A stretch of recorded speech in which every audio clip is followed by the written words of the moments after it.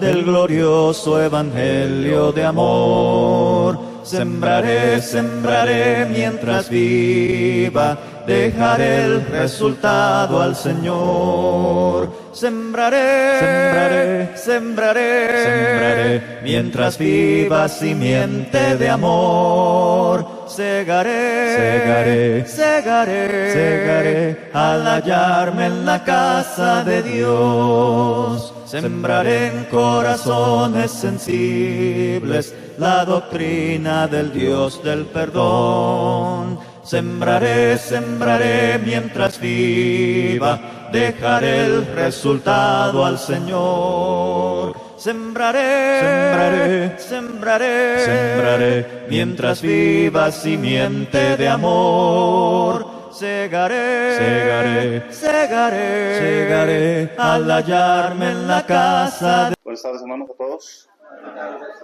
Es un gusto, hermanos, es un placer estar entre ustedes y sobre todo también ver caras de hermanos que no vemos muy a menudo. Es un gusto ver hermanos de antaño, de muy antaño, y otros más, generaciones más cercanas, pero que a través del tiempo nos hemos conocido.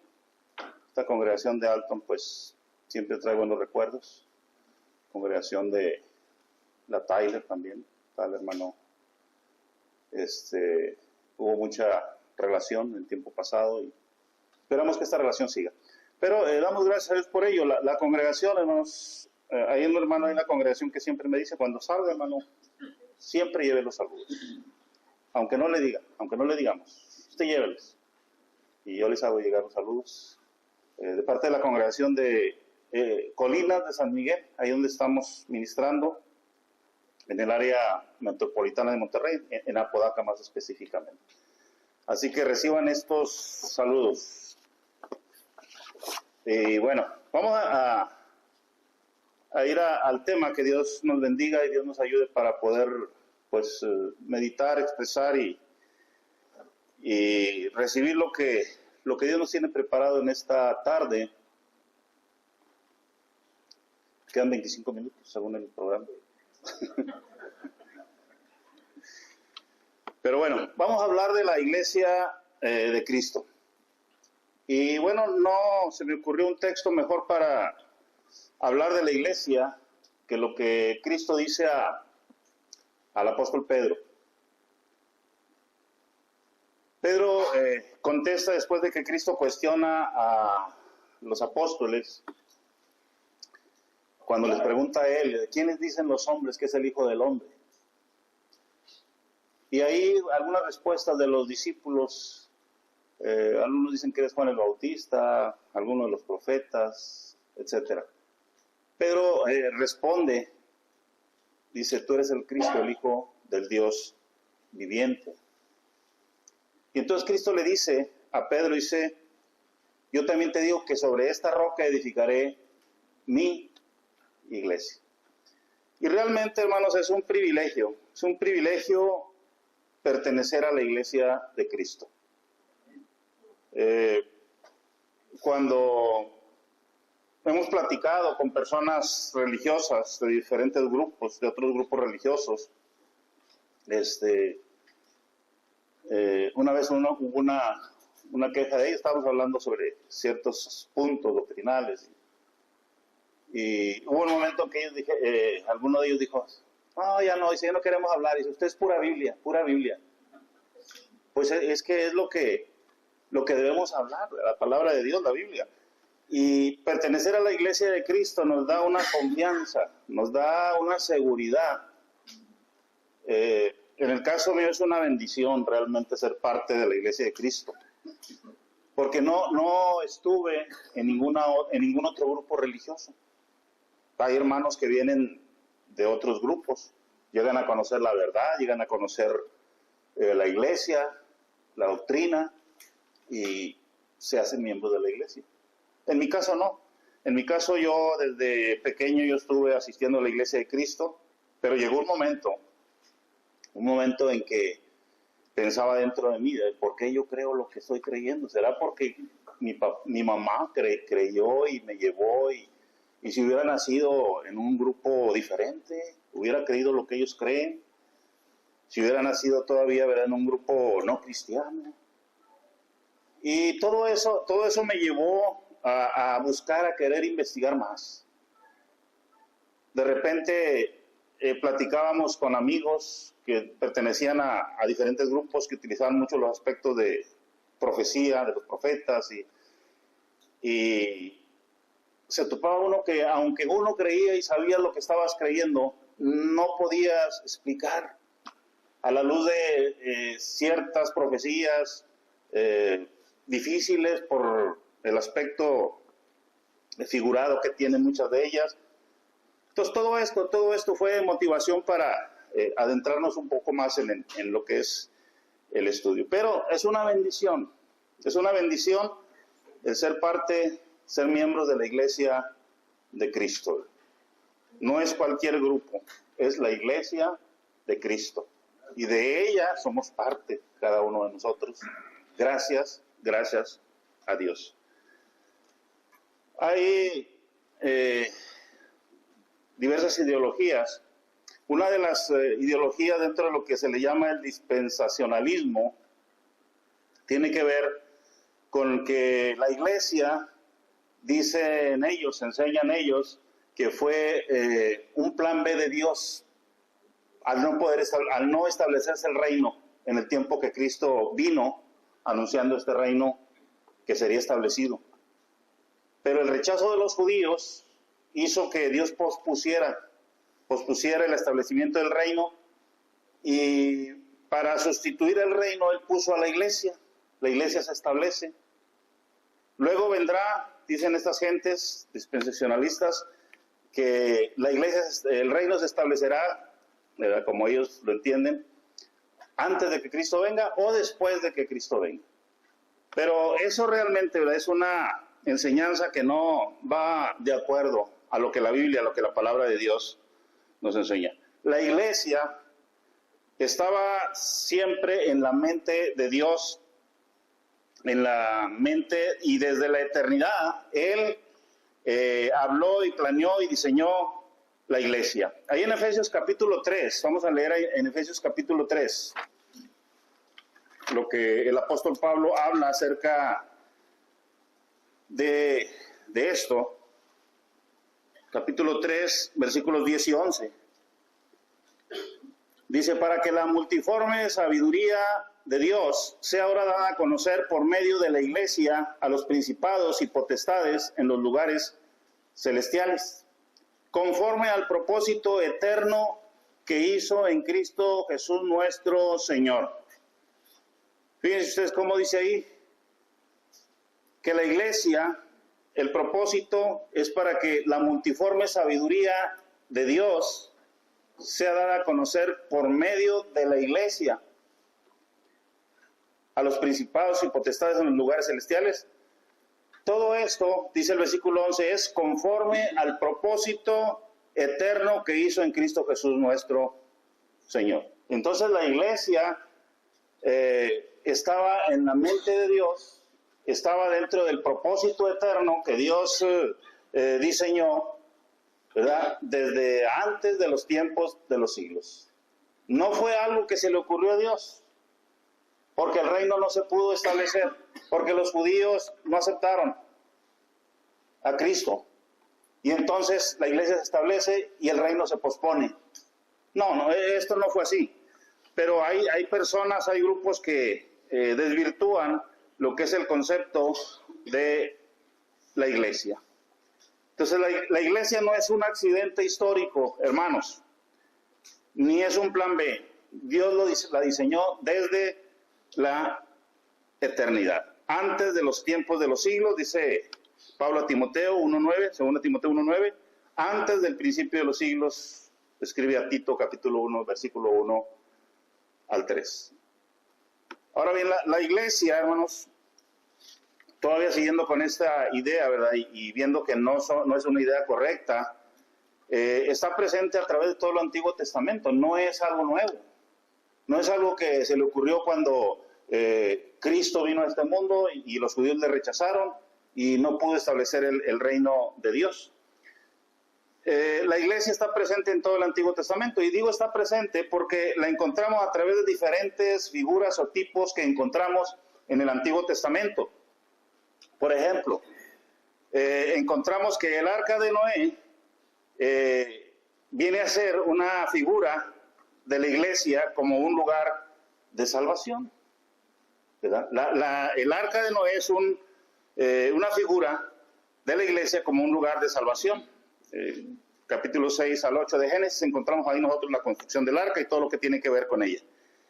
El arca representa a Cristo y también a la iglesia como una esfera de salvación.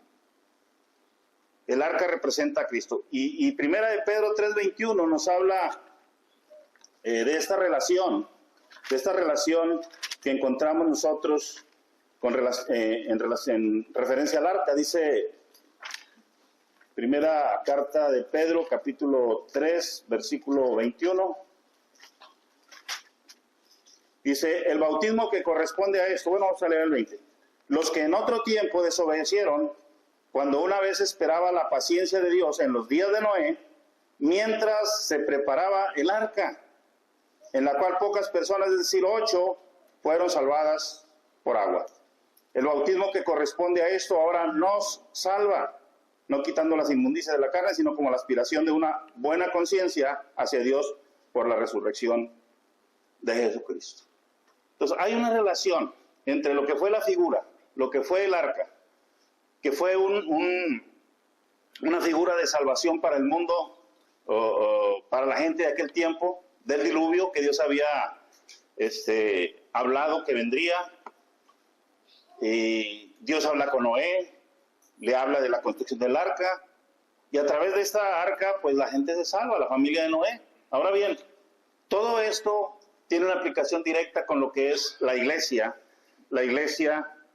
porque es en la iglesia en donde nosotros encontramos esta salvación. No hay otra cosa, ¿verdad? O otro lugar más bien, en donde nosotros podamos encontrar la salvación, ya no de nuestro cuerpo, sino la salvación de nuestra alma. Dice el apóstol Pablo en Romanos capítulo 8, versículo 1, dice, ahora pues ninguna condenación hay para los que están en Cristo Jesús. No hay condenación para los que están en Cristo Jesús. No hay ninguna condenación. Y los que están en Cristo Jesús están o estamos en la iglesia. Somos los cristianos que hemos llegado a recibir esa justificación. No hay condenación porque Cristo nos ha justificado a través de su obra. El arca, dice el relato del Génesis, que tenía una sola puerta, y Cristo, dice Juan 19, que es esa puerta. El que por mí entrare, dice Cristo, entrará y hallará pastos. Cristo es esa puerta. Entonces, hablar de la iglesia es hablar de esa arca que prefiguraba la iglesia viniendo en un tiempo futuro.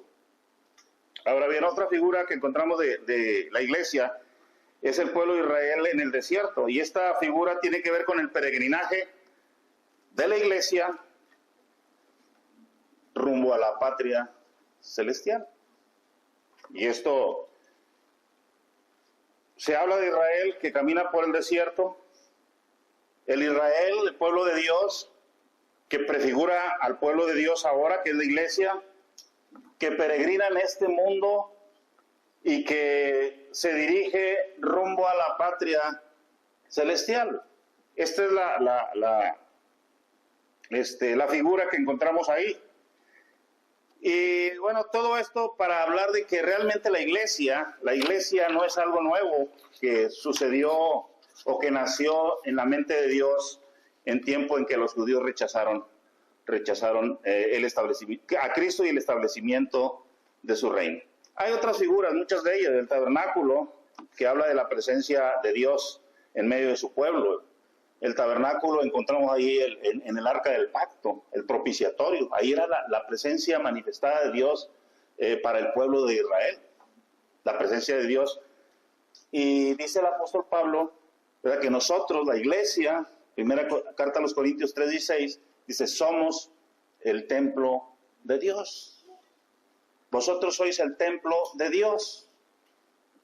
Y esto realmente corresponde perfectamente con lo que fue Dios morando en el tabernáculo y el cumplimiento en la iglesia. Hay otras figuras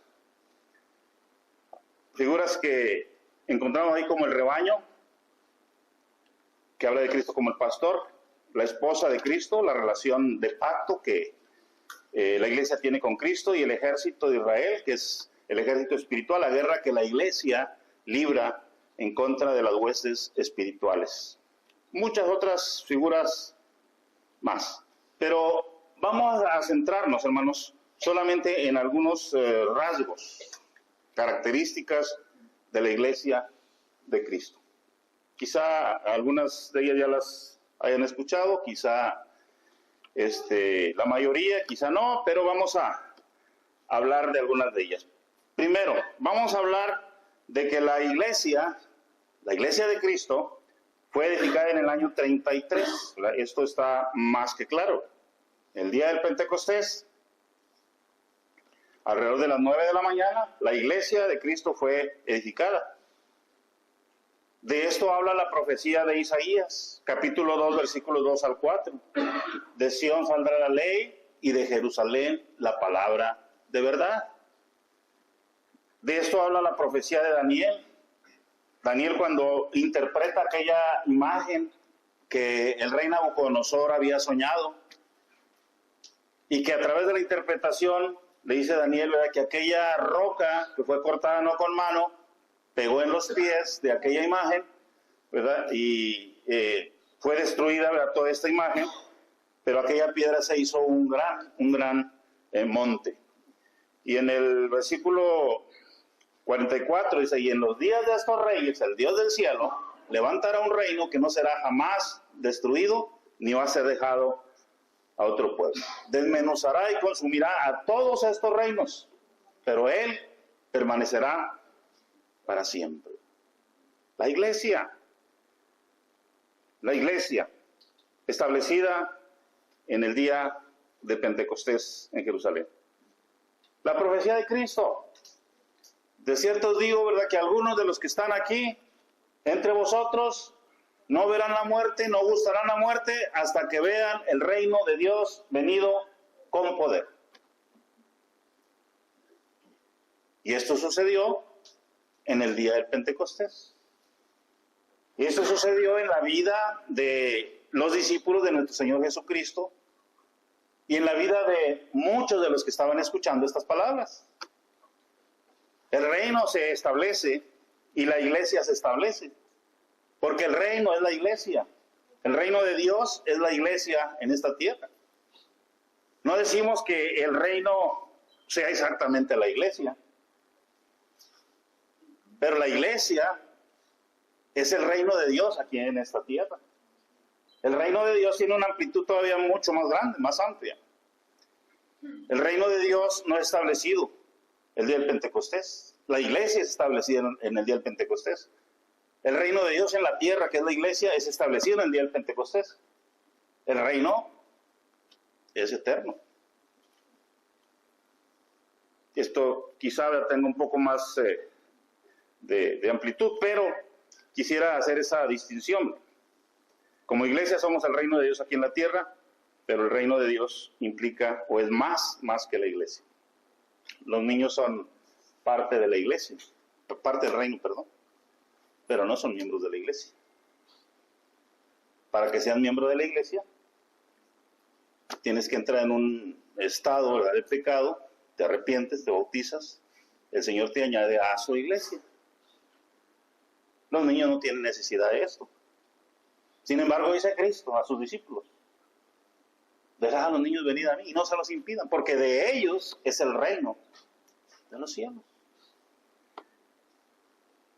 Luego, la profecía de Joel, capítulo 2, versículo 28 al 30, nos habla del derramamiento del Espíritu Santo, que fue el evento que marcó el establecimiento de la iglesia en Hechos capítulo 2, versículo 15 al 21. porque Pedro dice, todo lo que ustedes están viendo, hablando de aquella manifestación del Espíritu, la manifestación de aquel estruendo y de las lenguas que repartidas como de fuego, y que decían, ¿verdad? Estos están llenos de mosto.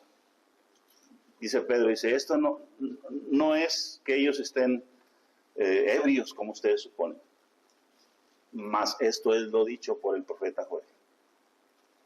Y eso marcó el establecimiento de la iglesia ahí en la ciudad de Jerusalén. Entonces la iglesia es establecida en ese día, año 33, en la ciudad de Jerusalén. Ese es uno de los rasgos de la iglesia. Otro de los rasgos tiene que ver con que la iglesia, hermanos, es un grupo, una familia de Dios que persevera en la doctrina de los apóstoles.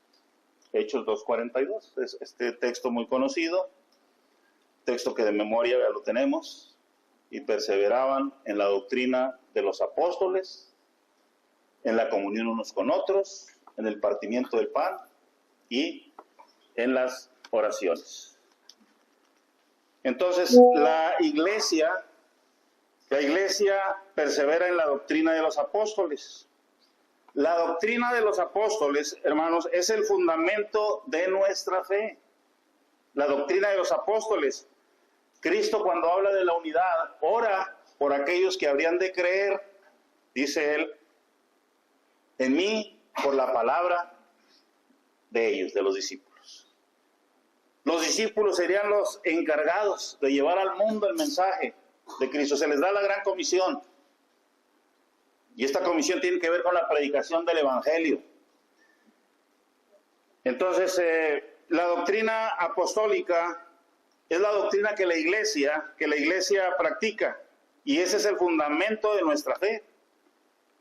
Efesios 2:20, que ya mencionábamos. Edificado sobre el fundamento de los apóstoles y profetas, siendo la principal piedra del ángulo Jesucristo mismo.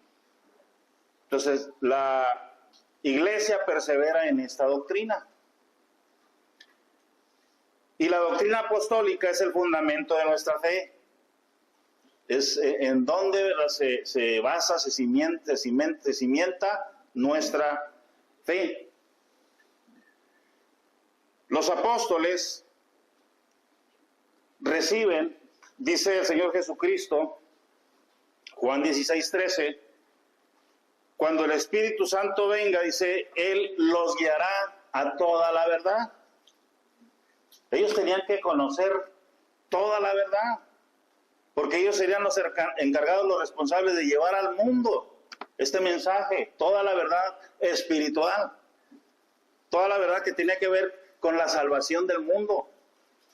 Bueno, dice Cristo, yo me voy, pero cuando el Espíritu Santo venga, Él los guiará a toda la verdad. Esa verdad tiene que ver con la sabiduría que Dios reveló a través del Espíritu Santo.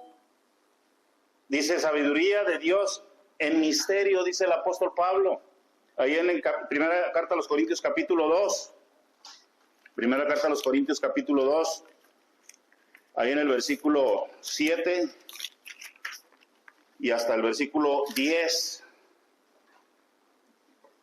dice el apóstol Pablo, dice, mas hablamos sabiduría de Dios en misterio, la sabiduría oculta, la cual Dios predestinó antes de los siglos para nuestra gloria, la que ninguno de los príncipes de este siglo conoció, porque si la hubieran conocido nunca habrían crucificado al Señor de gloria. Antes bien, como está escrito, cosas que ojo no vio, ni oído oyó, ni han subido en corazón de hombre, son las que Dios preparó para los que le aman. Pero Dios nos las reveló a nosotros por el Espíritu, porque el Espíritu todo lo escudriña, aún lo profundo de Dios. Porque ¿quién de los hombres sabe las cosas del hombre, sino el Espíritu del hombre que está en él? Así tampoco nadie conocía las cosas de Dios, sino el Espíritu de Dios. Cosas que ojo no vio, ni oído oyó, ni han subido en corazón de hombre, son las que Dios ha preparado para los que le aman. Esto es lo que reveló el Espíritu Santo. a los apóstoles, no a nosotros. A veces se lee este texto y se dice, hey, mira cómo el Espíritu nos revela la sabiduría de Dios, la verdad de Dios. No, ¿verdad? Se la reveló a los apóstoles. Los apóstoles fueron guiados a toda la verdad. ¿Cómo lo hicieron? A través del Espíritu. El Espíritu Santo vino para revelar esa verdad y se la reveló en primer lugar a ellos. Esta verdad, esta doctrina, esta sabiduría es algo que luego los apóstoles van a compartirla. En Efesios capítulo 3, versículo 2 al 5, si es que habéis oído de la administración de la gracia de Dios que me fue dada para con vosotros, que por revelación me fue declarado el misterio como antes lo he escrito brevemente. ¿Cómo recibe Pablo el misterio? ¿Cómo recibe Pablo esta revelación? Por revelación, él recibe el misterio a través del Espíritu Santo, que es lo que dicen en 1 Corintios capítulo 2. A él y a los demás apóstoles se les reveló de esta manera. La administración de este misterio, dice Pablo, a la iglesia ustedes lo pueden entender. Pero ¿cómo lo van a entender? Tienen que leer. Leyendo lo cual, versículo 4, podéis entender cuál sea mi conocimiento en el misterio de Cristo. ¿Cómo entendemos ese misterio nosotros? Bueno, ¿cómo conocimos ese misterio? Cosas que ojo no vio, ni oído yo, ni ha subido el corazón de hombre. El evangelio de la salvación. El misterio relacionado con Cristo. Con la salvación que Él trae a través de su sacrificio. Todo esto se revela a los apóstoles, luego lo escriben, y luego la iglesia lo lee y puede entender ese misterio. No lo recibimos por revelación como ellos, sino que lo recibimos leyendo lo que los apóstoles, lo que Pablo, lo que Pedro, lo que Juan escribieron respecto a esta revelación, a este misterio que les fue revelado por medio del Espíritu Santo. Entonces, de esta manera la iglesia persevera en esta doctrina que se recibe en primer lugar por los apóstoles, pero luego nosotros podemos entenderla si nosotros leemos, si nosotros escudriñamos, si nosotros estudiamos acerca de este misterio. Pero hablar de esta doctrina que los apóstoles nos dejaron, o hablar de esta perseverancia que la iglesia tiene en la doctrina de los apóstoles, es hablar, ¿verdad?, de perseverar en la doctrina principalmente de la salvación. Los apóstoles reciben esta revelación, la iglesia persevera en ella. La persona se bautiza porque recibe este conocimiento, esta sabiduría, por lo que tenemos escrito en la palabra de Dios en el Nuevo Testamento especialmente. Y una de las doctrinas principales es la doctrina que tiene que ver con la salvación, que está centrada en el bautismo. Cristo lo enseña primero. Cristo dice a sus discípulos, vayan, prediquen, id por todo el mundo y predicad el evangelio a toda criatura. El que creyere y fuere bautizado será salvo, mas el que no creyere será condenado. Salvación a través del bautismo. Juan 3 del 1 al 6. Si no naces de nuevo, le dice a Nicodemo, si no naces de agua y del Espíritu, no puedes ver el reino de Dios. Y esto es algo que Cristo enseñó, que los apóstoles enseñaron, y aparte el apóstol Pablo explica esta salvación a través del nuevo nacimiento, a través de lo que es el bautismo. Ya leíamos 1 Pedro 3, y en esos versículos que leíamos se habla precisamente del bautismo como una práctica que tiene que ver con la salvación de la persona que escucha el Evangelio. El bautismo que corresponde a esto ahora nos salva. Esto es lo que los apóstoles recibieron y luego, ¿verdad?, enseñaron a la iglesia, al mundo y a la iglesia. Y esto es un aspecto fundamental de la doctrina de Dios a través de los apóstoles. La salvación que viene como resultado de la fe y el bautismo. Ahora bien, el bautismo se niega, yo no sé, ¿verdad?, por la mayoría de los grupos religiosos. Hablan del bautismo como algo que no es necesario para ser salvo. Una vez platicaba yo con un predicador bautista, hablando de la salvación y lo indispensable que era para la salvación. Y leíamos ahí en 1 Pedro 3:21. Y yo le decía, mire, lea el texto. Y leí el texto. El bautismo que corresponde a esto ahora nos salva. Y yo le preguntaba, ¿salva o no salva? ¿Qué creen que decía él? No. Y le decía, léalo otra vez. Y lo volví a leer. El bautismo que corresponde a esto ahora nos salva. Y le volví a preguntar, ¿salva o no salva? No. Y le dije, bueno, esto es lo que dice el Espíritu Santo, que salva. Si usted dice otra cosa, o cree otra cosa, bueno, es diferente. La iglesia persevera en esta doctrina, en la salvación a través de la fe, a través del arrepentimiento, a través del bautismo, a través del nuevo nacimiento. Porque es a través del bautismo, del nuevo nacimiento, en donde la persona se identifica con Cristo. Ahí en el bautismo, la persona que viene a obedecer este mandato muere con Cristo. A través del bautismo, la persona es sepultada con Cristo. Y a través del bautismo, la persona resucita a una nueva vida también. No hay otra forma de entender la persona para que muera el pecado.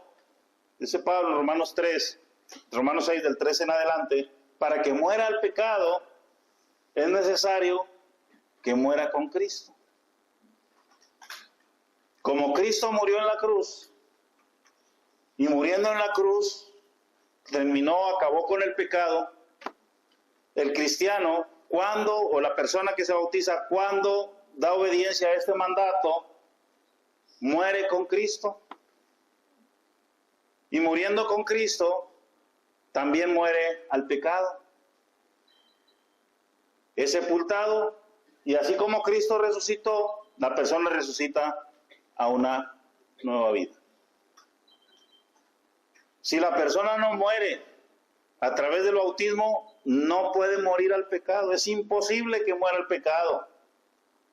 Para que nuestros pecados sean perdonados, tiene que nacer de nuevo. No hay otra forma. No decimos que sea lo único que hay que hacer, no. Pero sí decimos que es indispensable dentro de este proceso de la salvación. Esta es la doctrina que los apóstoles enseñaban. Y la iglesia practica, ¿verdad?, esta doctrina que tiene que ver con la salvación y que está centrada en el bautismo. Hay otra doctrina que es también importante, la doctrina de la justificación, que también tiene que ver con esas enseñanzas fundamentales de los apóstoles. La doctrina de la justificación, Romanos capítulo 1, versículo 16 y versículo 17. Romanos capítulo 1, versículo 16 y versículo 17. El apóstol Pablo dice ahí en estos versículos: Porque no me avergüenzo del Evangelio, porque es poder de Dios para salvación a todo aquel que cree, al judío primeramente y también al griego. Porque en el Evangelio la justicia de Dios se revela por fe y para fe, como está escrito, mas el justo por la fe vivirá.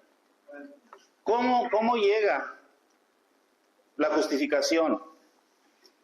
Bueno, la justificación, dice el apóstol Pablo, Romanos 5:1, justificados pues por la fe tenemos paz para con Dios. En el Evangelio, dice el apóstol Pablo, la justicia de Dios se revela por fe y para fe, versículo 17. Como está escrito, mas el justo por la fe vivirá. ¿Cómo entonces somos justificados? Cuando hablamos nosotros de esta justificación, hermanos, no estamos hablando de que somos hechos justos por medio de la fe. No somos hechos justos por medio de la fe. Si realmente nosotros fuéramos hechos justos por medio de la fe, todas nuestras obras, después de que suceda esta justificación, entonces serían obras de justicia. Ya no cometeríamos ni haríamos ninguna cosa injusta, ningún pecado, porque ya fuimos hechos justos. Pero no somos hechos justos, somos declarados justos, a pesar de nuestro pecado, a pesar de nuestras faltas. Y esto es necesario, es indispensable, porque la fe tiene que seguir obrando en la vida del cristiano. La fe no nada más se manifiesta o se debe manifestar o mostrar cuando la persona obedece al mandato del bautismo. Ahí no termina realmente, ¿verdad?, lo que nosotros tenemos que hacer. Ahí no se consuma, ¿verdad?, realmente nuestra salvación. Necesitamos cuidarla. Necesitamos tener en mente, ¿verdad?, que ese es el principio. Necesitamos seguir siendo justificados. Necesitamos que Dios nos siga justificando, porque seguimos cometiendo errores, pecados, desafortunadamente. Si alguno dice que no tiene pecado, dice Juan, capítulo 1, del 5 en adelante hasta el 10, dice, es mentiroso. Si alguno dice que no tiene pecado, es mentiroso. Entonces, si nosotros desafortunadamente seguimos todavía fallando, estamos nosotros en la necesidad de seguir siendo justificados. Porque de otra manera, ¿cómo podríamos nosotros mantener esa buena relación con Dios? Si nuestros pecados están ahí presentes, eso fue lo que nos separaba de Él antes de que fuéramos bautizados. Entonces, después de que nos bautizamos, seguimos fallando, tristemente. Entonces necesitamos esa justificación. Entonces, la justificación no es un acto puntual y único en nuestra vida. Es algo que se tiene que seguir manifestando y mostrando mientras nosotros seguimos también mostrando y manifestando nuestra fe. La fe que nosotros tenemos y que seguimos manifestando es la que nos garantiza que seguimos siendo justificados, porque es la única manera, es la única manera. Los antiguos fueron justificados por la fe. Los que vivimos de Cristo para acá, seguimos siendo justificados por la fe. Tenemos la necesidad de esta justificación, porque aparte de ella, no tenemos absolutamente nada. Entonces, la fe, y no quiero que malentendamos que esta justificación que viene por fe hable de una fe que no obra. Santiago dice, ¿verdad?, que realmente la fe sin obras es muerta. Entonces, la justificación no es por obras. Pablo nos enseña esto en Romanos. Es decir, ¿verdad?, no ganamos la justificación. No es algo que se nos da como un salario, dice Pablo, se te declara justo porque hiciste lo suficiente, las obras, para que se te diera esta justificación, como un salario. Trabajaste tantas horas, aquí está tu pago. La justificación no es así. La justificación es, como ya dijimos, ¿verdad? Una necesidad cuando nosotros seguimos manifestando esa fe. Pero esa fe que seguimos manifestando, aunque no es para salvarnos, sí es necesario que lleve fruto. Los frutos de esa fe, las obras que esa fe produce, no son las que nos dan la justificación. Los frutos de esa fe es el resultado de nuestra justificación. No son para ganar la justificación y la salvación. Y eso debemos de entender. Esta doctrina, ¿verdad?, fue también, ¿verdad?, parte del fundamento que los apóstoles fueron, ¿verdad?, para la iglesia, ¿verdad? Todas esas doctrinas y enseñanzas de que estamos hablando. Pero, el tiempo se fue, hermanos, y el reloj no se detiene. Y yo creo que vamos a concluir ahí. Solamente tenemos que entender que como iglesia tenemos un sinnúmero de bendiciones, muchas bendiciones como iglesia. Pablo dice, escribiendo a los Efesios, que versículo 4, capítulo 1, que somos escogidos para ser santos y sin mancha. Dice que somos predestinados para ser adoptados hijos suyos por medio de Jesucristo. Tenemos la redención por medio de la sangre de Cristo. Fuimos comprados, fuimos rescatados de nuestra vana manera de vivir a través de la sangre de Cristo. Tenemos herencia, versículo 11. Fuimos sellados con el Espíritu Santo de la promesa, que son las arras, dice ahí, de nuestra herencia, hasta la redención de nuestra posesión adquirida. Pero estas bendiciones de que habla Pablo, que la iglesia recibe, que nosotros como iglesia recibimos, implican una gran responsabilidad también. Muchas veces queremos las bendiciones, pero no queremos tomar las responsabilidades. Y como iglesia tenemos que entender que hay responsabilidades. Cristo habla cuando habla con sus discípulos, Juan capítulo 15, de versículos 1 al 6, dice, ¿verdad? Vosotros sois la vid, yo soy la vid y vosotros los pámpanos, dice Cristo. Y los pámpanos, para que den fruto, tienen que estar adheridos, pegados a la vid. Para que lleven fruto, tienen que depender absolutamente de Cristo. Y todo pámpano que en mí no lleva fruto, dice, será cortado y será echado en el fuego. No nada más ser miembro de la iglesia, es qué responsabilidad tengo como miembro de la iglesia. Necesito entender que debo llevar frutos en mi vida, como cristiano, como hijo de Dios. Es necesaria una relación íntima para que pueda haber y darse esos frutos en la vida de cada uno de nosotros como miembros de la iglesia. En Mateo 25, del 14 al 30, habla de que es necesario también, entendiendo esta responsabilidad, poner a trabajar los talentos. A uno se le dio 5, a otro 2, a otro 1. ¿Me diste 5, Señor? Aquí están otros 5. ¿Me diste 2? Aquí están otros 2. Pero al que se le dio 1, aquel siervo dice, Señor, tuve miedo. Yo sé quién eres tú. Yo sé que ciegas donde no siembras y recoges donde no esparces. Tuve miedo y escondí el talento. Mal siervo. Mal siervo. Si me conoces, si sabes cómo soy, sabes de mi carácter, debiste haber dado este talento a los banqueros, para que luego al tiempo hubiera producido intereses.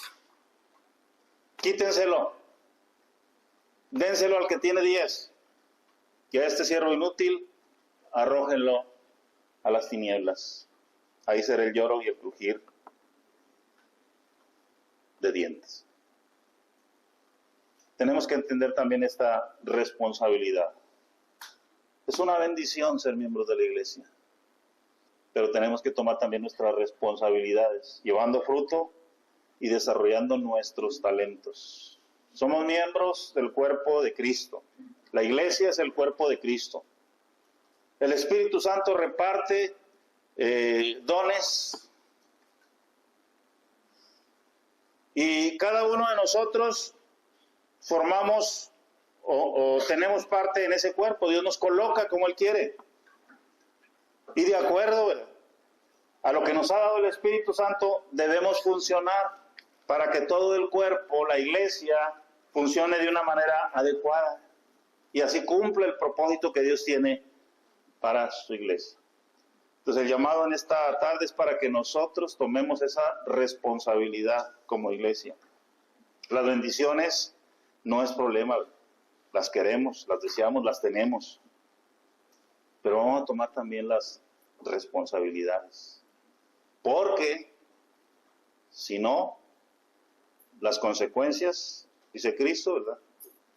Todo pámpano que en mí no lleva fruto es cortado, es atado en manojos y arrojado al fuego. A este siervo inútil, quítenle el talento, dénselo al que tiene 10, y a él arrójenlo a las tinieblas. Ahí será el lloro y el crujir de dientes. El bautismo no consuma nuestra salvación. El bautismo es el principio de nuestra nueva vida, pero debemos cuidarla. Es necesario que con más diligencia atendamos las cosas que hemos oído, no sea que nos deslicemos. Ese es el mensaje, hermanos, en esta tarde. Dios los bendiga. La palabra hoy sembrada, hazla Cristo en mí nacer, para darle crecimiento, solo tienes tu poder. Ricos frutos tú nos puedes conceder. Ricos frutos tú nos puedes conceder. La semilla que tu siervo ha sembrado con saber, no permitas que las